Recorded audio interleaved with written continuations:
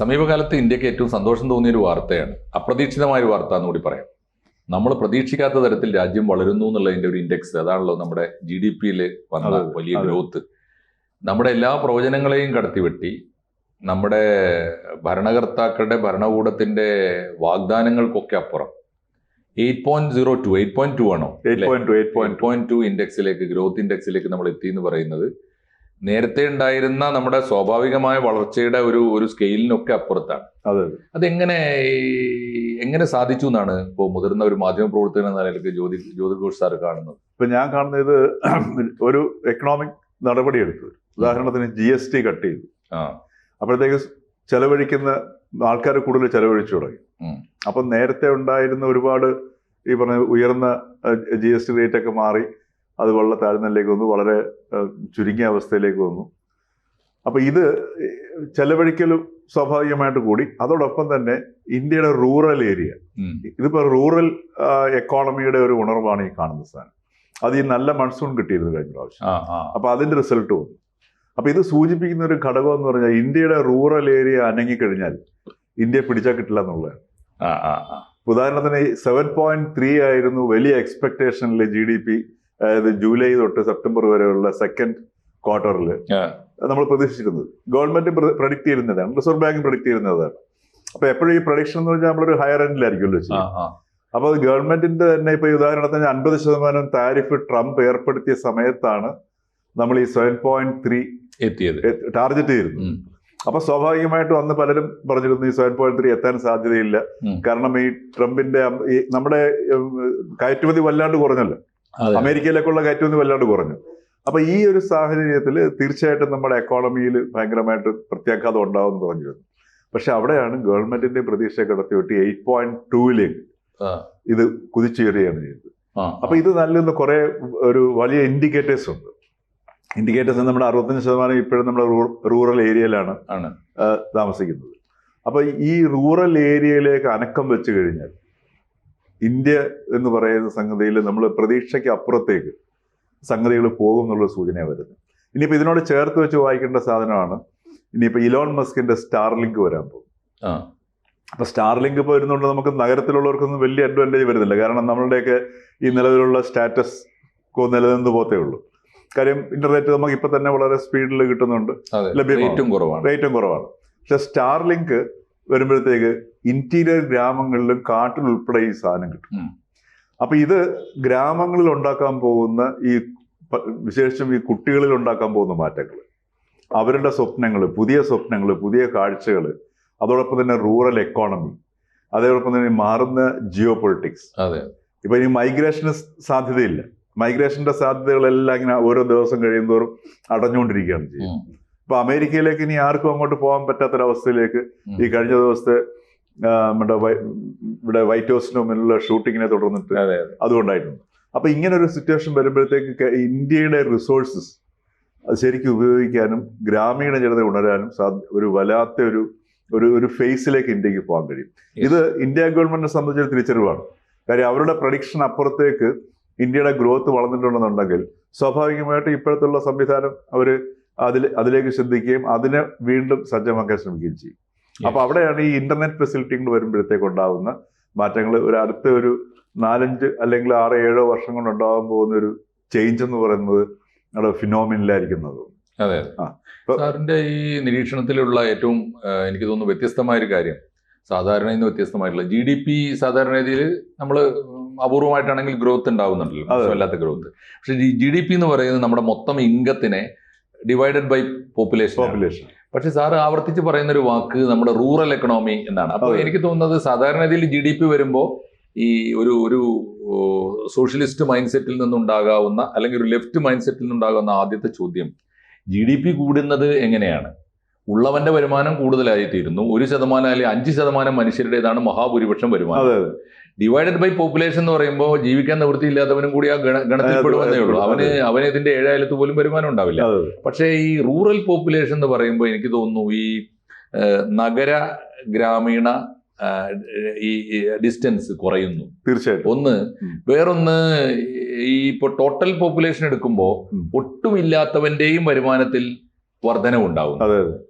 അങ്ങനെ ഒരു ഡിവിഷനിൽ ഡിസ്ട്രിബ്യൂഷനിലും കൂടി രാജ്യത്തിന്റെ ഒരു വെൽഫെയർ ഈ പുതിയ വളർച്ചയിൽ കാണുന്നുണ്ടാവും. തീർച്ചയായിട്ടും ഉണ്ടാവും. അത് മാത്രമല്ല, ഇതിനകത്തിന് ഒരുപാട് അപകടങ്ങളും ഇരിപ്പുണ്ട്.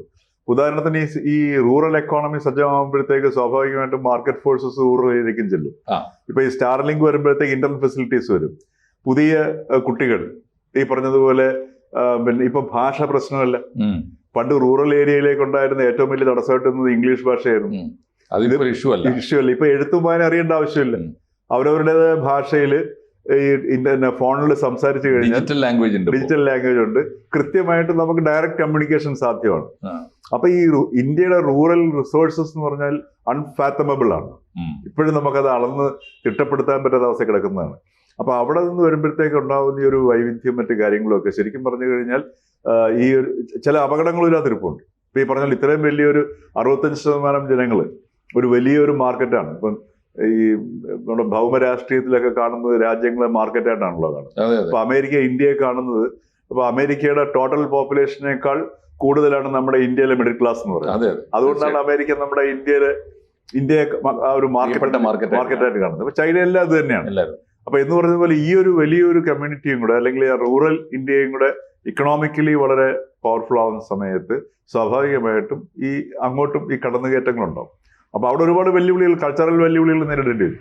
കാര്യം എന്ന് വെച്ചാൽ പല സംസ്കാരങ്ങളും ഇല്ലാണ്ടാവും, പുതിയ ഹാബിറ്റ്സ് വരും, പുതിയ പൊല്യൂഷൻ ഇഷ്യൂസ് വരും, പല വിശുദ്ധി എന്നൊക്കെ തുടങ്ങിയ വാക്കുകൾ ഇല്ലാതാവും. അർബനൈസേഷൻ, ശരിക്കും പറഞ്ഞാൽ അർബനൈസേഷൻ വരും, നഗരവൽക്കരണം വരും. കാരണം എന്താ വെച്ചാൽ അവർക്ക് ഈ ഇന്റർനെറ്റ് ഫെസിലിറ്റി ഉള്ള സമയത്ത് ഇപ്പൊ എല്ലാം ഈ പറഞ്ഞ പോലെ നഗരവും ഗ്രാമവും തമ്മിലുള്ള പഴയ നഗരം എന്ന് പറഞ്ഞു കഴിഞ്ഞാൽ എല്ലാ അവസരങ്ങളുടെയും ഒരു സംഗമസ്ഥാനമായിരുന്നു. ഇന്നിപ്പോ അങ്ങനെയല്ലല്ലോ. ഏത് കാട്ടിനടുക്കുന്ന നമുക്കൊരു നഗരം ഉണ്ടാക്കാൻ മതി. ഇപ്പൊ നമ്മുടെ ഇൻഫോ പാർക്കുകളൊക്കെ അല്ലെങ്കിൽ IT പാർക്കുകളെ ശ്രദ്ധിച്ചാൽ മതിയല്ലോ. വിജനമായ സ്ഥലത്ത് കൊണ്ടുപോയി തുടങ്ങുന്നു, ഉടനെ തന്നെ അതൊരു നഗരമായി മാറും. അപ്പൊ ഈ രീതിയിലുള്ള ഒരുപാട് മാറ്റങ്ങൾക്കുള്ളൊരു സൂചന ശരിക്കും പറഞ്ഞാൽ ഈ ഒരു GDP റേറ്റ് പൊതുവെ നൽകുന്നുണ്ട്. അപ്പൊ അതാണ് എനിക്ക് തോന്നുന്നു ഈ ഇന്ത്യയുടെ ഒരു കുതിപ്പിലേക്ക്. ഇതിന് ബോട്ടം ലെവലിനെ ഇതെങ്ങനെ ബാധിക്കും? അതാണല്ലോ നമ്മുടെ ഒരു കൺസേൺ. അപ്പോ ഈ പോവർട്ടി ഇറാഡിക്കേഷൻ എന്നൊക്കെ നമ്മൾ പറയുന്ന പഴയ മുദ്രാവാക്യം ഉണ്ടല്ലോ, സ്റ്റിൽ പോവർട്ടി ഈസ് ദേർ. അപ്പോ അതിനെ ഈ ഒരു ട്രിക്കിൾ ഡൗൺ തിയറി ഒക്കെ ഇപ്പൊ ഏതാണ്ട് അപ്രായോഗികമായി തീർന്നിട്ടുണ്ട്. ഉള്ളവന്റെ വരുമാനത്തിൽ നിന്ന് ഇങ്ങനെ അരിച്ചിറങ്ങി താഴോട്ട് വരും എന്നൊക്കെയുള്ള അതൊക്കെ മാറാൻ പോവാണ്. ഇവിടെയാണ് ഇതിന്റെ സാധ്യത വരുന്നത്. ഇപ്പൊ നമ്മളുടെ തന്നെ എടുത്തു നോക്കിയാൽ മതി. കേരളത്തിലും അല്ലെങ്കിൽ ഇപ്പൊ കേരളത്തിൽ വീട്ടമ്മമാര് വീട്ടിലിരുന്നുണ്ടാക്കുന്ന വരുമാനം. ഉദാഹരണത്തിന് ഇൻസ്റ്റാഗ്രാം എന്ന് പറയുന്ന ആ ഒരൊറ്റ പ്ലാറ്റ്ഫോം ഉപയോഗിച്ച് തന്നെ എത്രയോ പേര് വമ്പൻ ബിസിനസ് കേരളത്തിൽ നടത്തുന്നുണ്ട്. അവരവരുടേതായിട്ട് വീട്ടിലിരുന്നു കൊണ്ട് തന്നെ അവരുടെ ടാലന്റ് ഉപയോഗിച്ചിട്ട് ഇത് ചെയ്യുന്നുണ്ട്. അപ്പൊ ഈ ഒരു എക്സ്പോഷർ നാളെ ഗ്രാമങ്ങളിലേക്ക് കിട്ടുകയാണ് ചെയ്യുന്നത്. അപ്പൊ അവർക്ക് ഭാഷ പ്രശ്നമില്ല. സ്വന്തം ഭാഷ പഠിച്ചുകൊണ്ട് ഉപയോഗിച്ചുകൊണ്ട് തന്നെ ലോകത്തിന്റെ ഏതു ഭാഗവുമായിട്ട് പോലും കമ്മ്യൂണിക്കേറ്റ് ചെയ്യാം. അങ്ങനെ വരുമ്പോഴത്തേക്ക് ഡെലിവറിയുള്ള ഇപ്പൊ തന്നെ ഇപ്പം ഈ ഓൺലൈൻ ഡെലിവറി അത് നമ്മളുടെ ഇപ്പോഴത്തെ ഒരു സിസ്റ്റമായി മാറിക്കൊണ്ടിരിക്കുകയും ചെയ്യും. അപ്പൊ എന്ത് വിഭവം ഉണ്ടെങ്കിലും കൈമാറ്റം ചെയ്യാനും വിവരങ്ങളുണ്ടെങ്കിൽ കൈമാറ്റം ചെയ്യാനും ഇപ്പൊ കേരളം പോലൊരു പ്രദേശം എടുത്ത് നോക്കുക. നമ്മുടെ ഇന്റീരിയർ ഗ്രാമങ്ങളിലൊക്കെ അസാധ്യമായ മഹാഔഷധങ്ങളുടെ നിക്ഷേപമുണ്ട്. ഇപ്പൊ ഈ അതുപോലെ ചില കൂട്ടുകളുണ്ട്, മരുന്നുകളുണ്ട്. ഇതൊക്കെ വേണമെങ്കിൽ നമുക്ക് മാർക്കറ്റ് ചെയ്യാൻ പറ്റും. ഗ്ലോബൽ ആയിട്ടുള്ളതൊക്കെ ലോക്കലായി തീരുന്ന കാലത്ത് ലോക്കലായതിനെ മുഴുവൻ നമുക്ക് ഗ്ലോബലാക്കാൻ പറ്റും. അതിനുള്ള സാധ്യതയാണ്. അപ്പൊ ആ രീതിയിലുള്ള ഒരു സൂചന ശരിക്കും പറഞ്ഞാൽ ഇന്ത്യയുടെ ഒരു നെക്സ്റ്റ് ഫേസിലേക്ക്, നമ്മൾ ഇതുവരെ കണ്ടിട്ടില്ലാത്തൊരു ഫേസിലേക്ക് വേണമെങ്കിൽ പോകാൻ കഴിയും എന്നുള്ളൊരു സൂചനയാണ് ഈ 8.2 GDP. അതായത് പ്രതീക്ഷയ്ക്ക് അപ്പുറത്തേക്ക് എക്കോണമി വളർന്നിരിക്കുന്നു. സാറ് പറഞ്ഞതിൽ നിന്ന് എനിക്ക് തോന്നുന്നു ഈ നെഗറ്റീവായിട്ടുള്ള നമ്മുടെ മനസ്സിലെ ആശങ്ക, ആ കൺസേൺ പോലും മാറ്റിവെക്കാൻ തോന്നുന്നു. കാരണം ഈ നാട്ടിൻപുറം നന്മകളാൽ സമൃദ്ധം എന്ന് പറയുന്ന ഒരു കാലത്ത് നമ്മുടെ നന്മകൾ നിലനിർത്തുകയും വേണം, ലോകത്തോടൊപ്പം ജീവിക്കുകയും വേണം. സത്യത്തിൽ ഒരു വാല്യൂ ബേസ്ഡ് ആയിട്ട് ആലോചിക്കുമ്പോൾ ഈ ഗ്രാമത്തിന്റെ മൂല്യങ്ങൾ നിലനിർത്താൻ പറ്റണം. അതേസമയത്ത് നഗരത്തിന്റെ സൗകര്യങ്ങൾ ഗ്രാമങ്ങളിലേക്ക് വരുന്നതിനെ സ്വാഗതം ചെയ്യുകയും വേണം. അതെ, തീർച്ചയായും. അപ്പൊ നമ്മുടെ സോഹോ ഒക്കെ ചെയ്യുന്ന ഒരു പ്രധാനപ്പെട്ട പണി അതാണ്. എക്സാക്ട്ലി. സോഹോടെയാണ് നമ്മുടെ മോഡൽ. നമുക്ക് സ്വീകരിക്കാൻ പറ്റുന്ന ഒരു മോഡൽ സോഹോടെയാണ്. അദ്ദേഹം പറഞ്ഞൊരു കാര്യം, അദ്ദേഹത്തെ കുറിച്ച് പറയുന്ന ഒരു പുതിയ വാക്ക് എനിക്ക് ഭയങ്കര ഇഷ്ടമായിട്ട് തോന്നി. മോഡേൺ ടെക്നോളജിയിലെ ഗാന്ധിയാണ് ശ്രീധർ വെമ്പു പറയുന്നുണ്ട്. ഒരു കാരണം അദ്ദേഹത്തെ കുറിച്ച് ഞാൻ അത്ഭുതപ്പെട്ട ഒരു കാര്യം, 2 കാര്യങ്ങളാണ്. അത് പറഞ്ഞ ഇത് പൂർത്തിയാവും. നമ്മുടെ ഡെവലപ്മെന്റിന്റെ ഒരു പുതിയ മുഖമാണ്. കറക്റ്റാണ്. അദ്ദേഹം പറഞ്ഞ ഒന്നാമത്തെ കാര്യം എന്ന് വെച്ചാൽ ഒന്ന് അദ്ദേഹം സിലിക്കൺ വാലിയുടെ പ്രോഡക്റ്റ് ആണ്. അതെ അതിന്റെ എല്ലാ ശേഷിയും ഏറ്റുവാങ്ങിയിട്ട് അദ്ദേഹം സലാം പറഞ്ഞു. ഇനി ഞാനില്ല, തിരിച്ചു ഞാൻ എന്റെ നാട് എന്നെ വിളിക്കുന്നു. ഇന്ത്യയിൽ വന്നിട്ട് അദ്ദേഹം ചെയ്തത്, അദ്ദേഹത്തിന് വേണമെങ്കിൽ ഇന്ത്യയുടെ സിലിക്കൺ വാലിയാണ് ബാംഗ്ലൂർ, അവിടെ തുടങ്ങാമായിരുന്നു, തുടങ്ങിയില്ല സ്റ്റാർട്ടപ്പ്. അദ്ദേഹം പിന്നെ ആലോചിച്ചത് മദ്രാസ് IITയുടെ പ്രോഡക്റ്റ് ആണ്.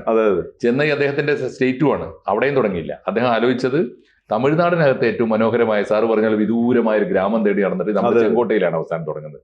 അവിടുത്തെ 500 ഏക്കർ ഭൂമി. അപ്പോ അവിടെ തുടങ്ങുന്നു എന്ന് മാത്രമല്ല, അദ്ദേഹം ഗ്രാമങ്ങളിലേക്ക് പോകുന്നത് എന്തിന്? ഗ്രാമങ്ങളെ ഉദ്ധരിക്കാൻ കൂടിയാണ്. അദ്ദേഹം ചെയ്തതെന്ന് വെച്ചാൽ ഗ്രാമീണരായ കുട്ടികൾക്ക് സ്കൂൾ ലെവലിൽ കമ്പ്യൂട്ടർ പഠിപ്പിക്കും. കമ്പ്യൂട്ടർ എന്ന് വെച്ചാൽ ഞങ്ങളൊക്കെ സ്കൂളിൽ പ്രൈമറി ലെവലിലുള്ള കമ്പ്യൂട്ടർ പഠിപ്പിക്കല്ല, സോഫ്റ്റ്വെയർ നിർമ്മാണം പഠിപ്പിച്ചിട്ട്. അപ്പൊ ഒരു ചോദ്യം വന്നു, ഇങ്ങനെ ഞങ്ങൾക്കിപ്പോ സാറ് പരിശീലനം തന്നുകൊണ്ട് എന്താ ഗുണം, ഞങ്ങൾക്ക് വല്ല പണിയും കിട്ടും. അപ്പൊ അദ്ദേഹം ആദ്യം ഒരു പോളിസി എടുത്തു, സോഹോയിലെ നിയമനങ്ങളുടെ 80% ഈ സർട്ടിഫിക്കറ്റ് കോഴ്സ് വാക്കുന്നു. എഞ്ചിനീയറിംഗ് കോളേജിൽ പോകാൻ ശേഷിയില്ലാത്ത, ഒരു എഞ്ചിനീയറിംഗ് കോളേജ് ജീവിതത്തിൽ കണ്ടിട്ടില്ലാത്ത ഗ്രാമീണരായ കുട്ടികളെ പണിക്ക് വെച്ചു. അവർ ട്രെയിൻ ചെയ്യുന്നുണ്ട്. ഗംഭീരമായ സെന്ററാണ്. അപ്പൊ അതുകൊണ്ട് ഒരു നല്ല മാതൃകയാണ്. സാറ് പറഞ്ഞ പോലെ ഇനി ഒരു പക്ഷേ ഈ വികസനം മുഴുവൻ ഗ്രാമങ്ങളിലേക്ക് വരികയും. ഒന്നാമത്തെ കാര്യം, ഈ പോവർട്ടി ഇറാഡിക്കേഷൻ എന്നുള്ളൊരു സാധനം തന്നെ നമ്മൾ ഉപയോഗിക്കാൻ പാടില്ല. ആണോ? കാരണം നമ്മൾ സമൃദ്ധി ക്രിയേറ്റ് ചെയ്യുക. ക്രിയേറ്റ് ചെയ്യുമ്പോൾ ഒഴിഞ്ഞു പോകേണ്ട സാധനമാണ് പോവർട്ടി. അതിനുവേണ്ടി ഒരു തിയറി വേണ്ട അല്ലെ? പോവർട്ടി ഇറാഡിക്കേഷൻ തിയറി വരുമ്പോഴത്തേക്ക് നമ്മളുടെ ടാർഗറ്റ് അല്ലെങ്കിൽ ഗോൾ എന്ന് പറയുന്നത് ലിമിറ്റഡ് ആയി പോകും. ഇപ്പൊ ഒരാളുടെ വിശപ്പ് മാറ്റാൻ വേണ്ടി മാത്രം നമ്മൾ പരിശ്രമിക്കുന്നതും അതേ സമയത്ത് കുറെ വിഭവങ്ങൾ ഉണ്ടാക്കാൻ ശ്രമിക്കുന്നതും തമ്മിലുള്ള വ്യത്യാസം. അതാണ് സമൃദ്ധിയും പോവർട്ടിയും ദാരിദ്ര്യവും തമ്മിലുള്ള. സത്യമായിട്ട് എനിക്ക് തോന്നുന്നത് ഗ്രാമങ്ങളിലെ ഓരോ ഗ്രാമത്തിലും ഒരു വലിയ സ്റ്റാർട്ടപ്പും വലിയൊരു നിർമ്മാണ കേന്ദ്രവും ഉൽപാദന കേന്ദ്രവും വന്നു കഴിഞ്ഞാൽ തന്നെ അതിന്റെ പരിസരത്ത് ജീവിക്കുന്ന ഏത് പാവപ്പെട്ടവനും പട്ടിണിക്കാരനും നാട് വിട്ട് ബസ് കയറിയിട്ട് നഗരത്തിലേക്ക് പോകാൻ ശേഷിയില്ലാത്തവനും പട്ടിണി കിടക്കാത്തൊരു സാഹചര്യം താനെ തീർച്ചയായിട്ടും ഉണ്ടാവും. ഇന്നിപ്പോ കൊച്ചി നഗരത്തില് ഇന്നിപ്പോ യൂബർ കിട്ടണമെന്നുണ്ടെങ്കിൽ മിനിമം ഒരു 10 മിനിറ്റ് കാത്തു നിൽക്കണം. അതിന്റെ കാരണം എന്ന് വെച്ചാൽ ശബരിമല സീസൺ തുടങ്ങി. ഉള്ള യൂബറുകാരെല്ലാം റെയിൽവേ സ്റ്റേഷനിലേക്ക് പോയിരിക്കുന്നു. അപ്പൊ ഞാൻ പറഞ്ഞത് ആക്ടിവിറ്റീസും ആൾക്കാരും വരുമ്പോൾ ഉണ്ടാവുന്ന എക്കോണമിയുടെ ഒരു ചേഞ്ചാണ് ഞാൻ പറയുന്നത്. അപ്പൊ ഇത് ഒരു സ്ഥിരം ഫിനോമിന അല്ല. ഇപ്പൊ ഒരു സ്ഥിരമായിട്ട് ഇതുപോലെ വരികയാണെന്നുണ്ടെങ്കിൽ വീണ്ടും കൂടുതൽ ഡ്രൈവേഴ്സ് കാറുമായിട്ട് രംഗപ്രവേശം ചെയ്യും. അപ്പൊ എന്ന് പറഞ്ഞതുപോലെ ഈ ഒരു സമൃദ്ധി സൃഷ്ടിക്കാൻ, അതുകൊണ്ടാണല്ലോ നമ്മുടെ ആഘോഷങ്ങളെല്ലാം തന്നെ, എല്ലാവരും ആഘോഷങ്ങൾക്ക് നമ്മൾ മെസ്സേജ് അയക്കുമല്ലോ, ഐശ്വര്യവും സമൃദ്ധിയും ഉണ്ടാവട്ടെ. മറിച്ച് പോവർട്ടി മാറട്ടെ നല്ലല്ലോ. കറക്റ്റ്. അത് നെഗറ്റീവ് ഒരു ഫീൽ ഉണ്ടായി. അതെ, ഫീൽ. ഇത് ശരിക്കും പറഞ്ഞാൽ ഒരു ഇന്ത്യൻ ഔട്ട്ലുക്ക് ആണ് സാർ. അതെ, നമ്മൾ പോവർട്ടിയെ കുറിച്ച് ചിന്തിക്കുന്നില്ല, സമൃദ്ധിയെ കുറിച്ച് ചിന്തിക്കുന്നു. തീർച്ചയായിട്ടും. എന്തായാലും നമ്മൾ ചുരുക്കത്തിൽ ഇങ്ങനെ പറയാം, ഇന്ത്യ ഗ്രാമങ്ങളിലേക്ക് വളരുന്നു, ഗ്രാമങ്ങൾ ലോകത്തിലേക്കും. തീർച്ചയായിട്ടും. കൂടുതൽ വാർത്തകളും വിശേഷങ്ങളും നിങ്ങളിലേക്ക് എത്താൻ ABC മലയാളം സബ്സ്ക്രൈബ് ചെയ്യുക, ബെൽബട്ടനും അമർത്തുക.